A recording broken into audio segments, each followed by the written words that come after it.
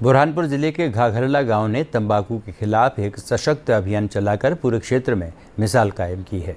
जंगल की हरियाली में बसा ये गांव अब तंबाकू मुक्त गांव बनने की ओर अग्रसर है।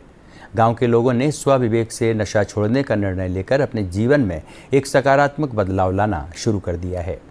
गांव में अब न तंबाकू बिकती है और न कोई इसका सेवन करता है। ग्रामीणों के अनुसार पहले जहां तंबाकू की लत कई घरों में परेशानी का कारण बन रही थी, वहीं अब पूरा गांव नशा मुक्ति की राह पर चल पड़ा है।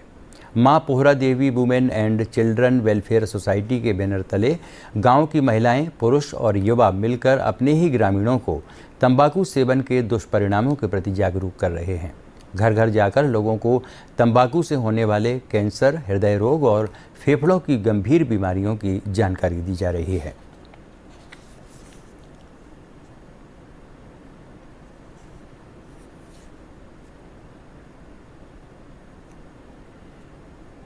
उन्होंने तंबाकू न खाने का संकल्प लिया है और न किसी को खाने देंगे, इस प्रकार का भी उन्होंने प्रण लिया है।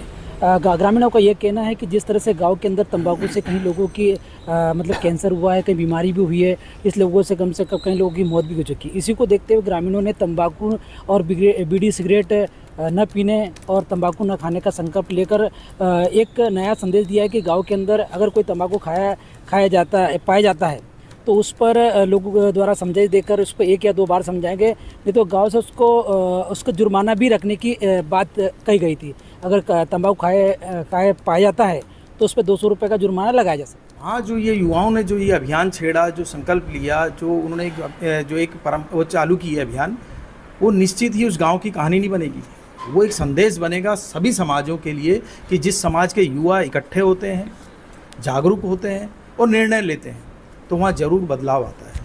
तो मैं उस गांव के युवाओं की बहुत बहुत प्रशंसा करता हूं कि आपने जो एक बीड़ा उठाया है, जो अभियान चलाया है, निश्चित ही वो सफल होगा और वो संदेश देगा आसपास के दूसरे गांवों के युवाओं को। और ये धीरे धीरे ये जो आंदोलन है, जन आंदोलन बनेगा और धूम्रपान के खिलाफ, तम्बाकू के खिलाफ, नशे के खिलाफ जो है एक वातावरण तैयार होगा।